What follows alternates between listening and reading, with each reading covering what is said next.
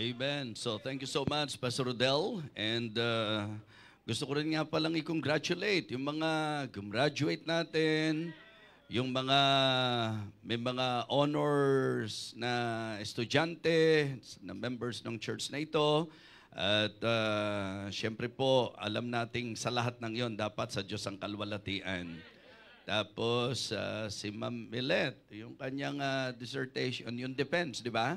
So naipasa niya kahapon. Bagamat positive naman akong ipapasa niya, pero syempre sa Diyos pa rin ang tiwala natin. So kaya ganun po. And then, please continue to pray for Sister Margie. Nasa hospital pa siya. Okay, so nasa hospital pa siya. Siya po yung nasa hospital na laging yung kanyang eagerness physically maka-attend siya. Yung iba wala sa hospital, opo, pero parang nasa hospital. So, sa mga taga-Victory, see you this afternoon. At doon sa mga umaga lang po nakaka-attend, magandang kayo po magkaroon ng kaisipan na talagang maganda. Kasi naiisip ko lang dati, pagka sa outing, inaabot na ng closing, yung pinaka, di ba? Pero ayaw pa rin umuwi. Opo, di ba? Outing po yun. Pag iniisip ko, pagka-usapang Kristiyano, ano mahalaga, outing o worship? Sabi ko, depende. Diba? Hindi yung isasagot ng tao ang magpapatunay nun, kundi kung ano yung ginagawa ng tao. Kasi kahit mag-amen kayo ngayon, kung talagang ang Diyos, nilagay nyo lang sa tuwing umaga lang kayo mag-worship, talagang ano pa rin po yon, hindi pa rin po magiging makatotohanan yung amen. Pero bakit nga ba napakahirap para sa Diyos na napakadakila, na halos lahat binigay na sa atin. Ito ngayong mahal na araw, aalalahanin ng mga tao yung dakilang sakripisyo niya, iniwanan niya yung trono ng kalangitan, bumaba siya sa lupa, nagpasa ng krus, binugbog, pinagwikaan ng masasama, niluraan, lahat na ng kalapastanganan, naranasan, tapos nilatigo, tapos binayubay sa krus, tumigis yung dugo, tapos talagang ibinuwis ang kabuuan ng kanyang kalahatan. Pero hindi po siya napigil hanggang sa maganap ang kalooban ng Panginoon. So sabi ko, minsan bilang pastor, medyo nalulungkot ka lang sa mga Kristiyano na parang ang bigat-bigat sa kanila na ibigay na yung buong linggo para sa Diyos talaga. Ito ang kagandahan, hindi pa tayo nagpipreach, may bonus na kayo kaagad Kasi sabi ko doon sa mga kapatiran natin sa Sampaloc, yung naging problema ng kauna-unahang tao, yung discontentment, parang some sort ng pag-iisipan nyo lang. Gaano po kaya karami ang punong kahoy nung time na yon? Kasi nung kinreate ng Diyos ang lahat ng bagay, di ba? Baka nga po yung ibang prutas, hindi nyo pa alam kung ano ang tawag, kung ano ang pangalan, di po ba? Sa dami po ng prutas. Sa dami po ng mga bunga, ng halamanan, I'm sure may mga hindi kayo kilala. Diba? So just try to imagine, when the Lord put Adam there, handun po lahat ng mga bunga. At titiyakin ko, hindi pa niya natitikman lahat yun. Hindi pa niya nakakain yun. Di po ba? Pero tingnan niyo po kung gaano ka-generous ang Panginoon. Tingnan niyo kung gaano ka-considerate ang Panginoon. Ang sabi niya, of all the trees of the garden, of all the fruit of the trees of the garden. Kasi baka yung puno mismo ang kainin ng iba. Of all the fruit of the trees of the garden, ang sabi ng Diyos, thou mayest freely eat. So pag inimagine nyo po ngayon, wow, sa dami ng prutas, di po ba? Tayo po, may mga hindi pa tayo nakakain na talagang gustong-gusto natin, na matikman natin, makain po natin, di po ba? Pero tingnan nyo po, buong laya, sabi ng Diyos, pwede nyo kainin lahat yan. But the fruit of the knowledge of good and evil. Kung sabihin nating milyon ang puno, milyon ang bunga, yung isa lang, na ipinagbawal ng Diyos, kinain pa din? Bakit ko po sinasabi ito? Kasi kung iisipin nyo po, sa principle ng tithing, sa Diyos naman galing lahat. Di po ba? 100% sa Diyos galing. Lakas mo, di ba? Kakayahan mo, karunungan mo, everything. Sa Diyos lahat galing, 100%. Pero sabi ng Panginoon, of all the salaries na meron ka. Ha? Sa'yo lahat yan. Pero, yung ika-10, dalin mo sa aking kamali. Pero ano po ginagawa ng iba? Ito po'y parang some sort ng pag-iisipan lang. Okay? Sa araw, ilang araw meron sa isang linggo? 7.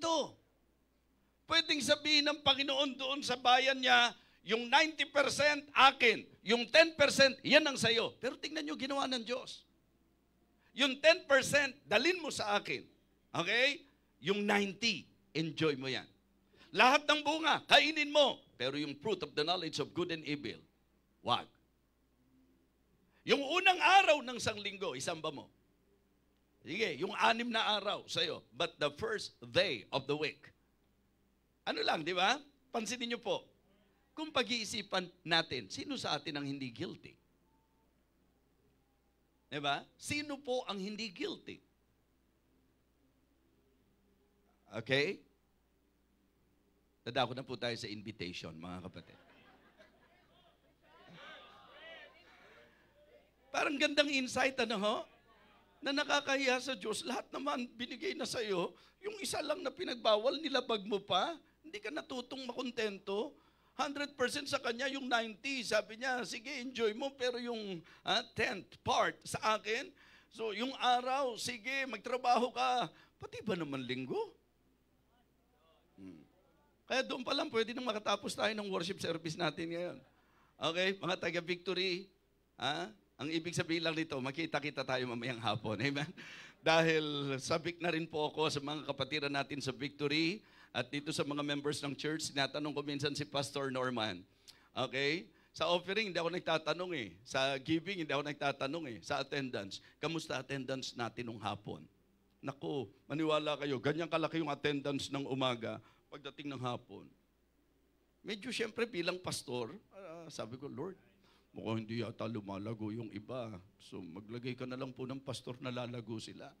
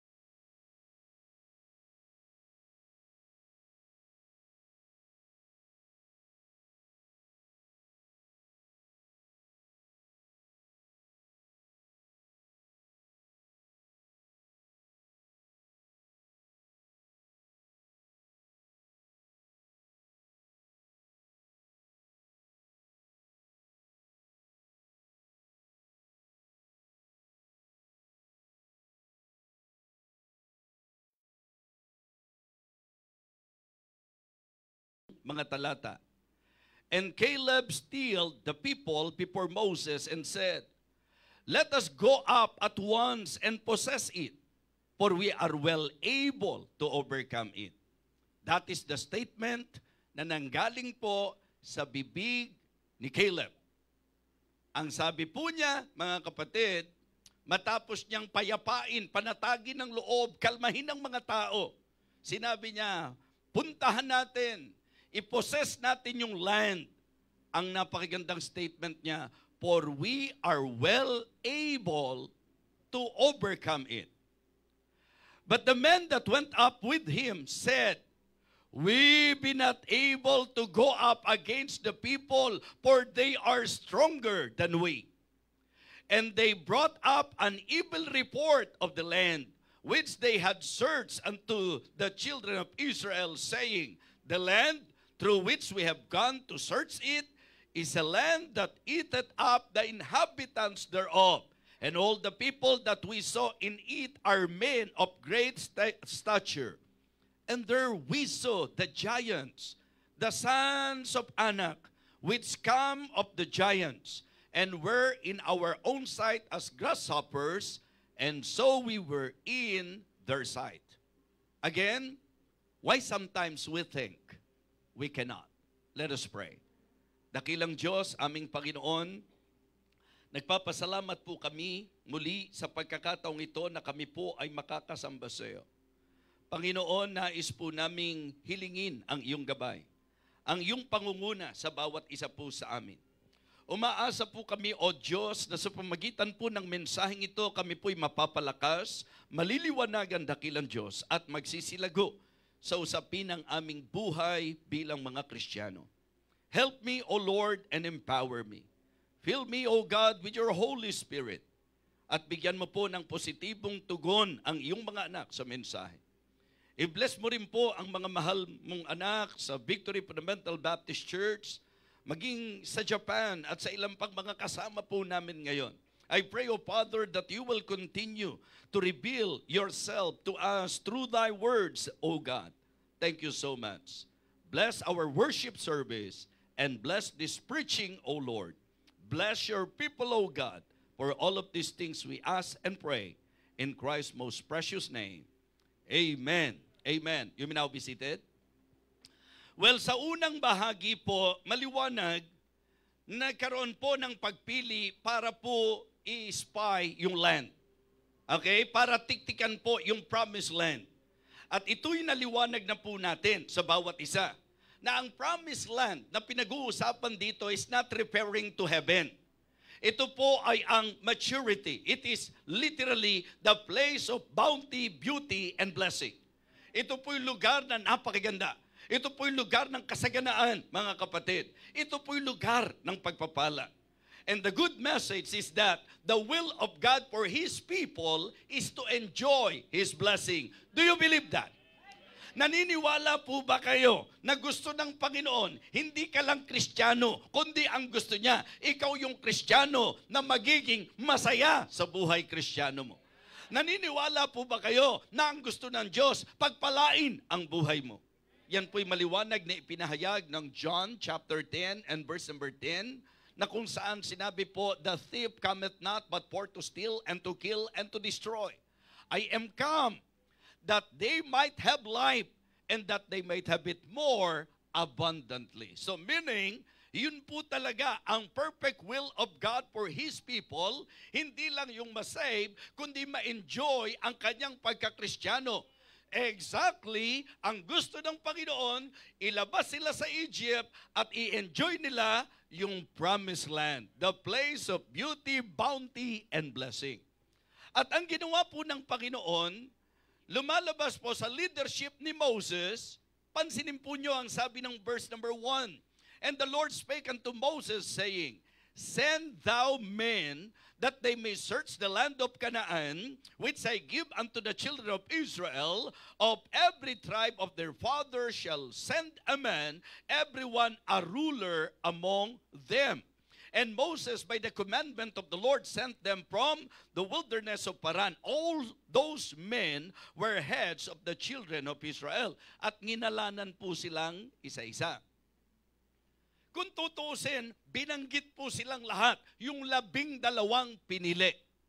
At doon sa portion ng chapter na binasa ko po sa inyo, na ginawa nating text, dito po makikita nyo mga kapatid, na ito pong si Caleb, specifically, binanggit ang kanyang pangalan. He stilled the people. He stilled the heart of the people. At ang sinabi niya, wow, ang ganda ng lupain. Di ba? At kaya natin ito. Pero right after that statement, makikita nyo, doon po sa susunod na talata, matapos na sabihin ni Caleb sa verse 30 na kung saan ini-encourage yung mga tao, let us go up at once and possess it, for we are well able to overcome it. Verse 31, but the men that went up with him said, we be not able to go up against the people, for they are stronger than we. So mga kapatid, ito po yung tagpo. At pag nag-isip tayo sa message natin, gaano kadalas na sa buhay natin, meron tayong hindi na-enjoy, meron tayong hindi nagawa, meron tayong hindi na-accomplish, ang dahilan kasi inisip natin talagang hindi natin kaya. So kaya mga kapatid, ang lesson na nakikita ko sa story na ito, pagka po ang basis mali, if your basis is wrong, maaapektuhan nito ang iyong belief na magiging dahilan para sa maling behavior. Okay? If our basis is wrong, then maaapektuhan yung belief natin na magre-resulta sa maling behavior natin. Why sometimes we think we cannot? Diba? Ilang bagay po ang gusto kong pansinin natin dito. Because sometimes we are not thinking positively. Kasi madalas o maraming pagkakataon, tayo mismo hindi positibo sa ating pong pag-iisip. Mga kapatid, ang pagiging pessimistic, ang pagiging pessimist, mga kapatid, yan po ay malaking kahadlangan para hindi ka talaga magtagumpay.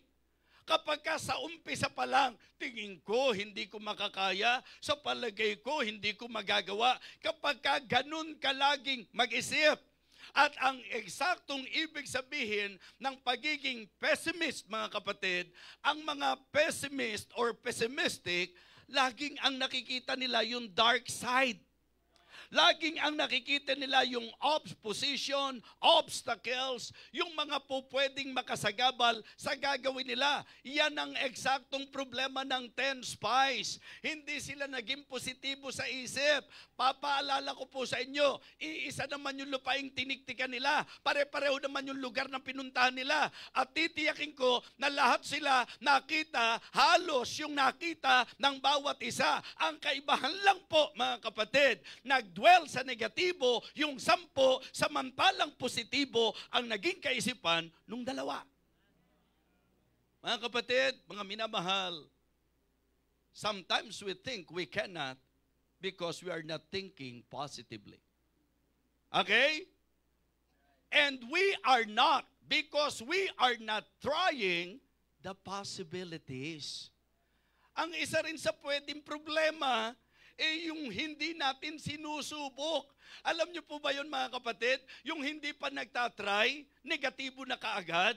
Yung hindi mo pa sinusubok, talunan ka na kaagad. Mga kapatid, mga minamahal, tandaan po natin na kung may sinabi ang Panginoon, gawin mo muna. Sumunod ka muna. Hindi ka pa sumusunod, reklamo dito, reklamo doon. Tapos, maliwanag naman ang sinabi ng Diyos, pinipilit mo na ilagay sa isip mo yung negatibo. Sabi ko nga, sinabi ng Diyos kay Adan ang malinaw na utos. Akalain mo nakinig pa doon sa sinabi ng serpent sa kanyang asawa? At anong nangyari? Parang walang Diyos na nagsalita. Mga kapatid, mga minamahal, magandang maintindihan po natin na ang promised land, yan po ay ang lupain ng Diyos para po sa kanila. So dapat definite in their heart and in their minds, that is the land of God for them, that is the will of God for them. So there is no reason for them to entertain any negative thoughts because I am very sure na alam ng Diyos ang kanyang ginagawa. Amen? Mga kapatid, mga minamahal, hindi pa nga nag-try. Ayaw na kaagad. Isipin nyo po, sino ba sa mga nasa mini orchestra natin? Sino sa inyo yung from the beginning, sanay na kayong mag-violin? Pakitaas nga kamay. Wala kahit isa. Sapagkat lahat sila'y nagkasala at hindi nakaabot sa kalwalhatian ng Diyos. So all of them, admitted sila. Pero dumating ang point ng challenge na opportunity to minister na magkakaroon tayo ng mini orchestra. Tingnan nyo po mga kapatid, yung mga nag-try, di natuto. Amen? Ang problema kasi, ay hindi ako matututo niyan, ay hindi ako para dyan, ay hindi ko kakayanin yan. Hindi mo pa nga tinatry, ganun na kaagad ang sinasabi mo. Mga kapatid, pag ang Diyos may ipagagawa sa iyo, panghawakan mo na siya mismo ang kasama mo. Amen? At siya mismo ang maghahatid sa iyo, sasama sa iyo para sa kaganapan ng kalooban niya sa buhay mo. Kung yan ay kalooban ng Diyos, ang panghahawakan mo, kasama mo ang Diyos. Amen? At bas kasama mo siya, di ba? Importante na ganun ang takbo ng ating isip. Mga kapatid, the reason why sometimes we think we cannot because we are not thinking positively. Because we are not trying the possibilities.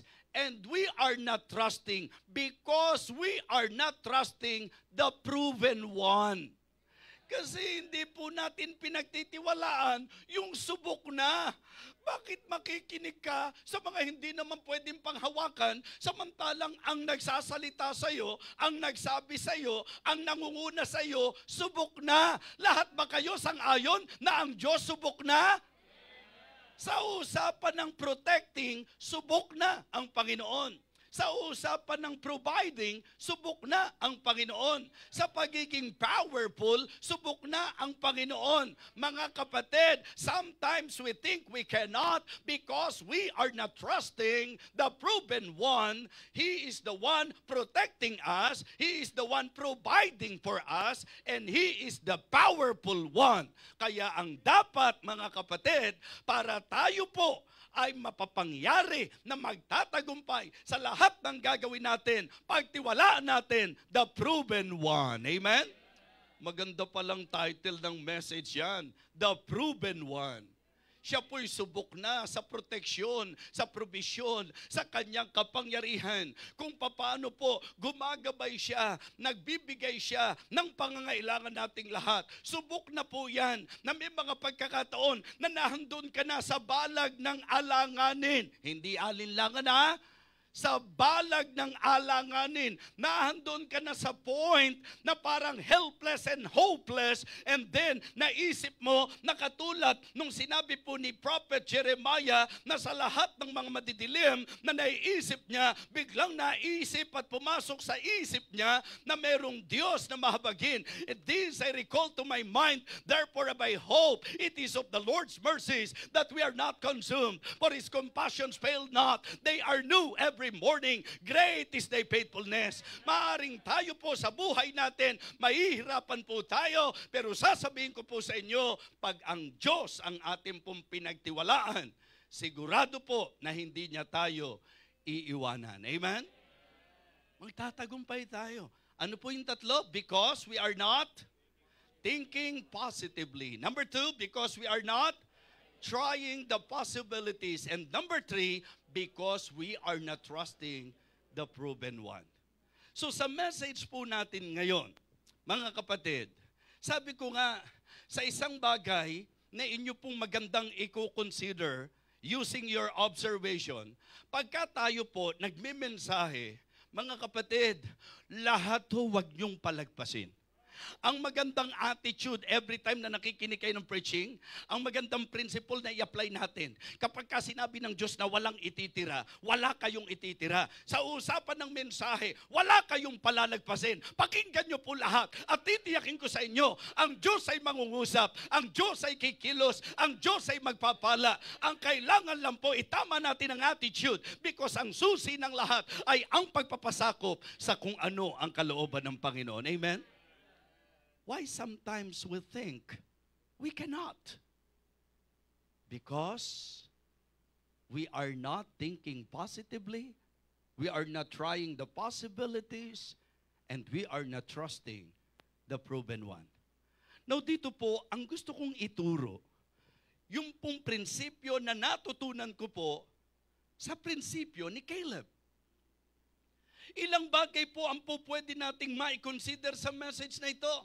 After learning, after na matutunan po natin yung mga reasons kung bakit nag-iisip ka na hindi mo kaya, mga kapatid, because of that problem. Kaya sabi ko, ano ang po pwedeng message na ibigay sa tao para po makita natin, yes, we can. Amen? Yes, we will be able na makonquer po yung land. Ano po, mga kapatid? Okay? Yan po ang akin pong nais i-share sa inyo. Number one, it is good to examine our focus. Diba? One thing that we can do for us to realize that we really can, of course, by the help of God, maganda pong ang una, examine our focus. Kasi kung aaralin nyo po ito, mga kapatid, sila po ay nasentro sa paningin. Sila po ay nasentro sa sitwasyon. Di ba? Sila po, mga kapatid, pag binigyan nyo po ng weight, ang naging focus nila, yung sight, yung kanilang strength, at yung kanilang sitwasyon. Okay? Paningin. Hindi ba ang kontrang-kontra sa usapin ng pananampalataya, paningin? Sang-ayon po ba kayo dyan? Hindi po ba kadalasan ang nakapipigil po sa atin yung sa tingin natin? Sa nakikita ko kasi parang napaka-imposible. Sa nakikita ko parang ang hirap naman. Hindi ko makakaya. Bakit? Kasi bumabatay ka sa paningin mo. Bumabatay ka sa kung paano mo nakikita ang sitwasyon. Mga kapatid, alam natin na sa usaping mananampalataya, we need to walk and to live by faith. Amen?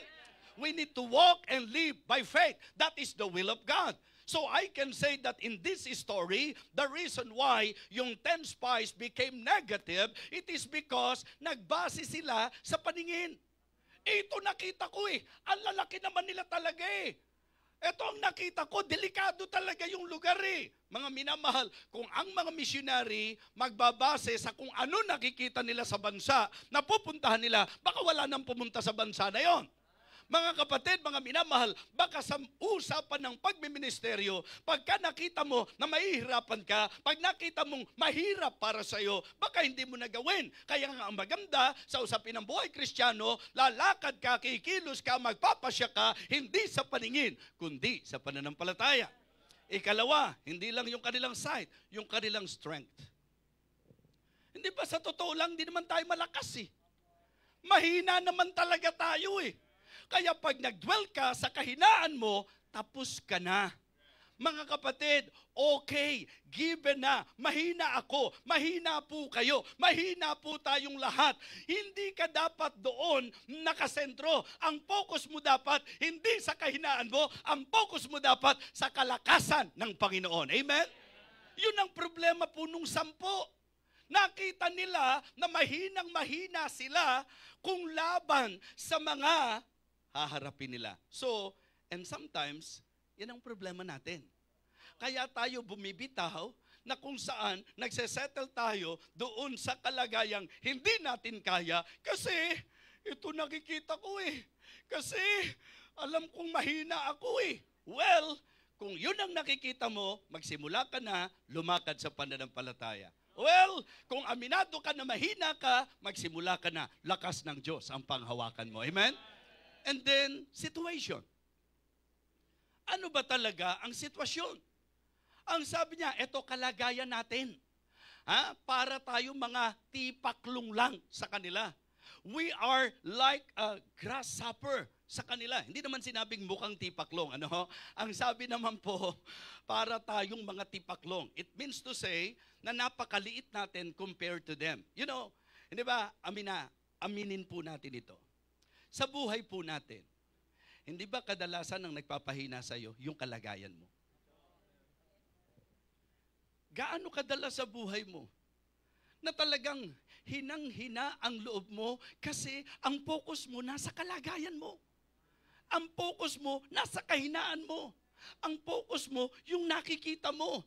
Mga kapatid, examine your focus. Kapag ka hanggang ngayon, sa paningin ka pa rin, sa nakikita mo pa rin, kapag ka hanggang ngayon, sa kahinaan mo pa rin, kapag ka hanggang ngayon, sa kalagayan mo pa rin, ang sentro ng focus mo, hindi ako magtataka, hindi mo talaga makakaya. So it is now time for us, after examining our focus, makita na dapat magsimula na tayo na ang focus natin, pananampalataya, ang focus natin, kalakasan ng Diyos, ang focus natin, yung plano at pangako ng Diyos sa anumang sitwasyon ng ating buhay. Amen? Mga kapatid, examine our focus. Ikalawa po, mga kapatid, siguro, ang pinakamagandang magagawa natin is to exercise our faith. Examine our focus and exercise our faith. Mga kapatid, ano ang sabi ng message? Kaya bang i-plus sa screen yung message? Nung kanta kanina? Nung special number kanina? Mga kapatid, paki-plus natin sa screen. Okay? Makakatugtog ka ba, kuya? Kantahin po natin ito. Bago ko po bigyan ng emphasis itong point number 2, pumasok lang sa isip ko dahil as I talk, mga kapatid, naalala ko po yung message nung kanta po. And you know what? Hindi lang naman tayo masyadong mga emosyonal. Pero kung tayo po magbibigay pansin doon sa mensahe, gaano na kadalas na sa buhay mo, halos lumpahin ka ng mga pagsubok, halos talagang, bumitaw ka na at pumigay ka na dahil sa pagsubok. Okay? Tawagin nga natin, kuya, halika, samahan po natin siya. Dahil pag ako kumanta nito, parang pagsubok na naman sa buhay po ninyo yan. Kuya, double time. Heto yung ating and try to absorb the message of the song. Because I would like to emphasize to you our second point. Okay? Kuya? Ayan po, nasa screen naman, sabayan po natin siya.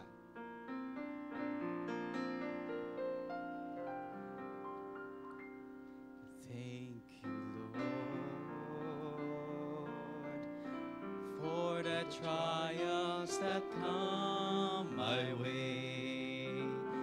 In that way I can grow each day as I let you lead.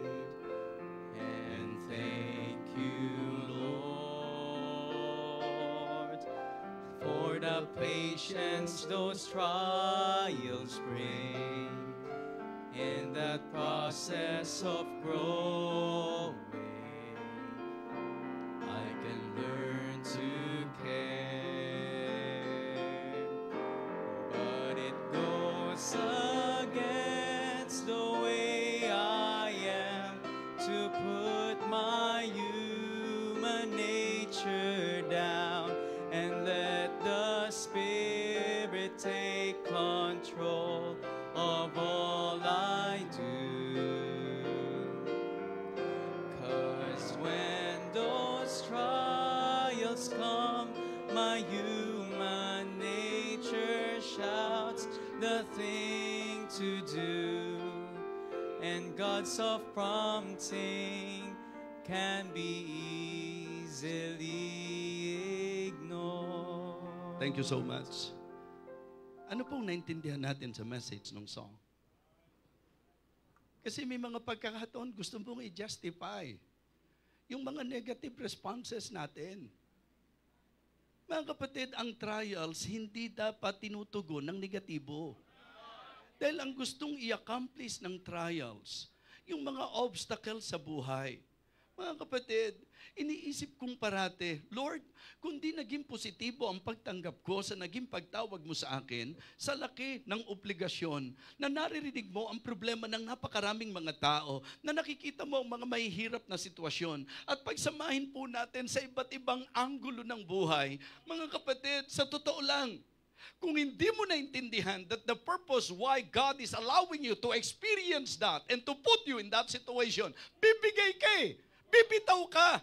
So it is good for us to understand that the reason why God is allowing trials na darating sa buhay natin para mag-grow tayo, para ma-exercise natin yung faith natin. Amen? Kasi kung walang difficult situation, kung wala kang mabigat na problema, na katulad ng sinasabi mo ngayon, Pastor, kung alam mo lang, napakabigat ng sitwasyon ko. Pastor, kung alam mo lang ang pinagdadaanan ko, alam ko o hindi ko alam, hindi po yun ang magmamatter. Ang importante, alam ng Diyos at po pwede mong i-exercise ang faith mo sa anumang sitwasyon na sinasabi mo. Subukan nyo mag-usap tungkol sa kung ano-ano mga pinagdadaanan natin. Manonotice nyo yung kausap nyo, iiyak. Kanina lang kinanta natin nung medyo tinutukan natin yung message ng song, may mga naluluha na po sa atin Why? Because ang human nature natin, hindi mapangahawakan Madali tayong sumuko, madali tayong bumitaw, madali tayong umayaw. Pero ito sasabihin ko sa inyo, ilan na ba ang dinaanan mo na parang hindi mo matatawiran? Ilan na ba ang mga sitwasyon mo na napakabigat kung magiging totoo ka lang? But listen, hindi ba nakatawid ka? Hindi ba nalagpasan mo yan? Bakit? Kasi may Diyos na pwede mong panghawakan. You just need to exercise your faith. When we say faith, it is trusting the Lord completely in all circumstances, in whatever situation na kalagyan mo. The only key for you to overcome that is to put your faith in God. I am weak, but God is strong. Kaya sabi ni Paul, sa kahinaan ko, doon nakikita yung kalakasan mo ang tao po mga kapatid, pag maalwa ng buhay, pagka masagana, ni panahon hindi maibigay sa Diyos Kaya dumarating doon sa point na ilalagay ka ng Diyos sa sitwasyon, nakakapit ka sa Kanya, hahanapin mo siya, marirealize mo that you cannot live without Him, that you need Him in your life. Amen? Kaya wag negative. Pag nag-entertain ka ng mga inilalagay ni Satanas sa isip mo, yung panggugulong ginagawa niya, pag doon ka nag-dwell, pag doon ka nag-focus, ano epekto sa'yo? Are you listening? Ano ang nagiging epekto sa iyo habang ini-entertain mo yung problema mo? Ano ang nagiging epekto sa iyo habang nagse-self-pity ka? Habang iniisip mo yung wala ka? Habang iniisip mo yung mahirap na sitwasyon mo? Ano ang epekto sa iyo? Hindi ba lumong-lumo ka? Hindi ba hinang-hina ka? Hindi ba gusto mong bumitaw? Hindi ba parang gusto mong bumigay? Meaning to say, it is not healthy for you to dwell sa lahat ng mga nagpapahina sa iyo. What you need to do is to exercise your faith. Amen? And I am telling you, our God is ever reliable. Diba? Trust the proven one. Exercise your faith. Examine our focus. Exercise our faith. And evaluate our fellows. Evaluate our fellows. Kung sa panahong ito nabubuhay yung 12, kanino ka sasama sa kanila? Kanino ka sasama? Mga kapatid, ang sagot mo, madidetermine ng kung sino sinasamahan mo ngayon. Kung ang madalas mong kasama, mga negatibo sa gawain, kung ang madalas nyo pong kasama ay yung mga mapanira, kung ang madalas nyo pong kasama ay yung mga nagsasabing hindi kaya, kung ang madalas yung kasama ay yung naglalayo sa inyo sa Diyos, mga kapatid, wala pong nakakapagtaka na hindi ka talaga magtatagumpay. Yung kasama natin, mahalaga at may kinalaman yan sa kung saan tayo pupunta. Alam nga naman lasinggero kasama mo, sa church kayo pupunta. Alam nga naman sabungero yung kasama mo, sa church kayo pupunta. So tingnan natin, sino sinasamahan natin?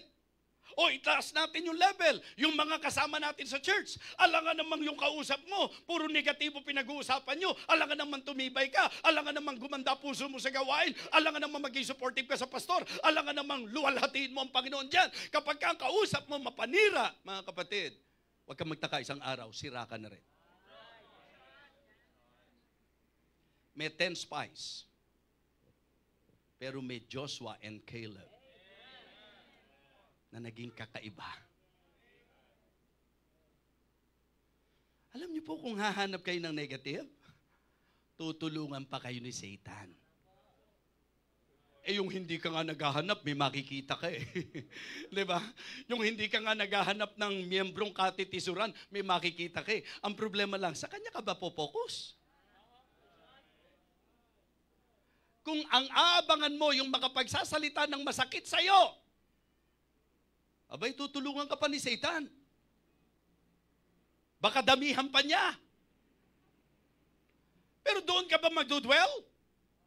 Sa nasasaktan ka pag nagsasalita siya? Doon sa masakit magsalita sa'yo? Mga kapatid, tabunan yung lahat yan. Lahat ng negatibo na yan, tabunan nyo ng positibo. At ang positibo, Diyos ang nagligtas sa akin. Diyos ang nagpapala sa akin. Diyos ang pinaglilingkuran ko. Sa Kanya ako nakasentro. Amen? Ganun po dapat. Hindi yung isang araw mawawala ka, bibitaw ka at may tuturo ka. Naku, ganda po ng dating ng preaching kahapon. Alam niyo kung bakit? Nung pong itong si Adam at si Eva ay bumagsak, ano po ang nangyari? Eh di siyempre, dinil sila ng Panginoon. Tinanong, where art thou? Eh sabi nila, nagtago kami. Oh, ang sabi ng Diyos, nakain niyo ba yung bunga? Sabi nung lalaki, opo, kasi yung babae na binigay mo sa akin. Ano sabi niya, babae? Ano itong ginawa mo? Eh kasi po, yung serpent. Eh di ba kadalasan ganyan tayo? Pagka po nagkaroon na ng aberya at nagka-problema na, eh natisod kasi ako sa kanya eh. Natisod kasi ako sa kanya eh. Mga kapatid, napakagandang mabigyang pansin po natin ito. Malaki ang kinalaman ng mga nakakasama mo. Diba? Mga kapatid, ang masarap makasama, yung maganda ang impluensya. Ang magandang makasama, yung may involvement sa gawain. Yan ang masarap makasama, yung mga nakaka-inspire, yung meron pong impact, mga kapatid. Kaya nga sabi ko, ang ganda kapag yung mga kasama mo, kaya ang laki ng role na ginagampanan ng mga disciples natin. Alam niyo po ba yun, mga kapatid? Malakas ang impact ng mga disciples natin because kung yung mga kabataan natin, walang nag-disciple, mga kanya-kanya yan, mga list po yan. Kaya sa mga disciples natin, keep it up. Diba? Keep it up. Nasaan ba si Kuya Sig? Diba? Pag inuobserbahan ko po si Kuya Sig, mga kapatid, let me use the word, tiniis ko yan. Kung paano tiniis ng mother niya yan. Bakit? Bata eh. Ang daling mahata kung saan-saan. Diba? Mga kapatid, ganun din po si Kevin. Diba? Para parehas tayo, mga kapatid. Alam niya. Ganun din si Kevin. Diba? Naku, nasaan ka ba? Kevin, nasaan ka? Kung naririnig mo ako, pakinggan mo ito sinasabi ko. Alam niyo po ba si Brother Kevin? Ilang beses na nagpaalam yan? Ang natatakot po ako yung dumating sa punto ng huling paalam. Bakit? Kasi aamin sila na talagang may mga moment na kung saan bilang kabataan, naiisip nila na parang gusto ko rin sanang magawa ito, gusto ko sanang, but praise God.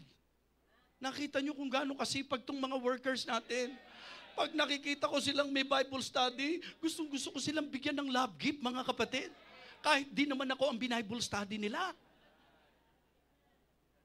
It is really great and wonderful na ma-realize ng mga members na malaking bagay at malaki ang kinalaman ng makakasama mo. Mahirap kasi ng makakasama mo, manggagawa kayo ang gustong activity ng makamundo. Mahirap isipin po na yung kabataan na gustong-gustong kasama yung mga worldly, magiging godly. That is very hard to reconcile, mga kapatid. So, kung gusto mong maging useful, sumama ka sa mga useful. Kung gusto mong maging effective, sumama ka sa mga effective. Kung gusto mong maging good, sumama ka sa mga good. Yan po ay prinsipyo na itinuro ng Bible sa atin. Di ba? Birds of the same feather are the same bird. Sabihin mo sa akin kung sino ang kasama mo. At maipapakilala ko kung sino ka. Mga kapatid, kung ang tingin ng mga tagalabas, di ba? boring dito sa church. Kapag ka po yun ang ginusto mong makasama, hindi na ako magtataka na mabobore ka sa church. Samantala pag ang nakasama mo, parang kulang ang buhay pag walang church. Mga kapatid, yan ang masarap makasama. Amen? Alam niyo po ba, pag hindi ako nakaka-attend dito sa inyo, ang pakiramdam ko po, backslider ako eh. Kaya kung mararamdaman nyo lang kung gaano kasaya ang puso ko pagka nandirito ko, mga kapatid. Diba? Sana'y walang hanggan. Sana'y wala ng katapusan. Yan po yung, it is always my joy to be with you. Na-enjoy ko po yan, mga kapatid. Bakit? Kasi nag-aapoy ako eh. Pagka nakakasama ko kayo, pagka kayo po, mga kapatid, kaya nga sinasabi ko, di ba? Tingnan nyo po, yung mga pag-idolize, use your observation. Pagka ang iyong iniidolo, mga makasanglibutan, tako, kitang-kita sa gayak mo yan. Kitang-kita sa kung paano ka magbihis, kung paano ka magsalita, di ba? Di ba? Kapag ikaw ay tagahanga ng mga rapper, yo, di ba? Oh, atin na ba tayo ng church, pray, yeah, di ba? Ganon. Oh, come on. Oh.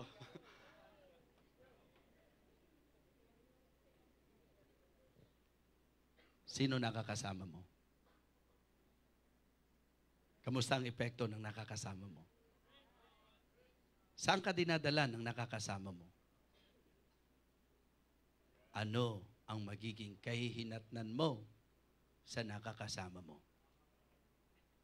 Mga minamahal, ang gusto ko pong i-point out, kapag ka ang iyong pinakinggan, kapag ka ang pinili mong kasama, yung pong 10 negative spies, mga kapatid, sasabihin ko po sa inyo, you cannot. Hindi mo maaangkin ang kalooban ng Diyos. So, in order for us to do the will of God in our lives, it is good to make sure na ang kasama mo ay ang tamang kasama. Amen? Masarap na ang makasama mo, espiritu na katulad ng espiritu ni Caleb, na katulad po ni Joshua. Ang masarap makasama, mga kapatid, yung pong ang paniniwala at pananampalataya ay nasa Diyos. Yun po ang napakagandang makasama. Kaya, malaking bagay yung paalala na itong mensaheng ito. Nasagot ba natin yung tanong? Why sometimes we think we cannot? Because we are not thinking positively. We are not trying the possibilities. And we are not trusting the proven one. So it is good to learn, mga kapatid, and to consider na ating pong suriin ang ating pong focus. Examine our focus, mga kapatid, yung pong pananampalataya na dapat nating i-exercise. Exercise our faith and evaluate our fellows. Pag inaral nyo po ang naging kasaysayan nila, kahit ang gusto ng Diyos at dinisenyo ng Diyos na para sa kanila ang promised land, pero hindi po lahat nakapasok sa promised land. Depende sa kung sino pinakinggan mo eh. Depende sa kung sino ang hinayaan mong makaapekto sa iyo eh. Depende sa kung sino pinaniwalaan mo. Depende sa kung sino ang sinamahan mo. Mga kapatid, yung pong mga naapektuhan nung evil report, nung negative report nung 10 spies, majority of them or most of them hindi naka-entrada sa promised land. And the good news is that those people na nagtiwala na kay Caleb at kay Joshua, sila po ang naka-entrada sa promised land. Mga kapatid, mga minamahal, napakagandang prinsipyo na dapat nating i-apply sa buhay ang mensaheng ito. Tumayo po tayong lahat.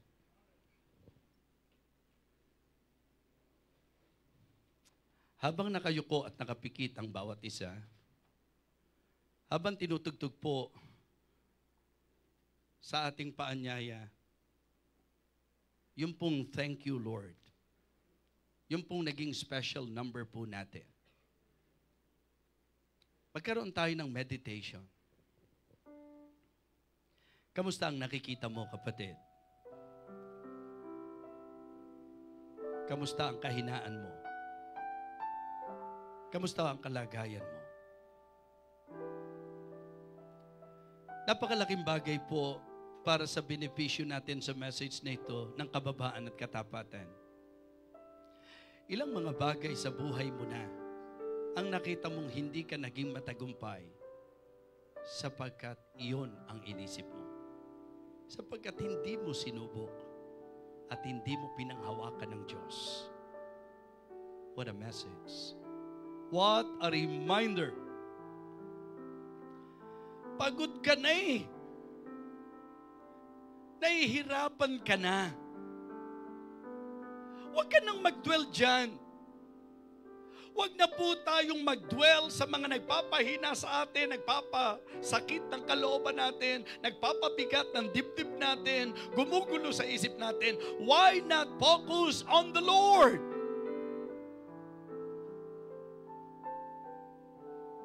Exercise our faith. And make sure na tama ang mga sasamahan mo. I believe the message is very clear. Kaya hindi na po ako para magpaligoy-ligoy. If, as you listen to this message, the Holy Spirit is already convicting you, why not come and pray? Lord, forgive me. Hindi ko sinasadya, pero parang hindi kita napagtitiwalaan.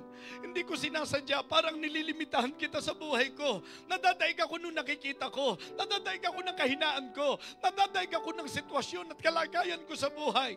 And I realized this morning, mali po ito, Panginoon, and I want to make things right in my life. You come, you pray.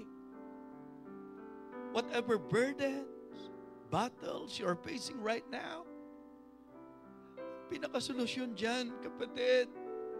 Trust God. Put your faith, put your trust in the Lord. Kahirapan, mabibigat na laban sa buhay, yung ba tuwing naiisip mo, nangihina ka, tuwing naiisip mo, talagang nababalisa ka, tuwing naiisip mo, nahihinaan ka ng loob, it's now time for you not to dwell on those things. Sa Diyos. Kapatid, di ba proven na po siya? Di ba mula pa lang noon hanggang ngayon, di ba subok mo na siya? Wala na akong makitang dahilan para may Kristiyanong magdududa pa sa isang subok na Diyos sa napakaraming pagkakataon. Sa isang Diyos na subok na sa maraming sitwasyon sa buhay. Exercise our faith.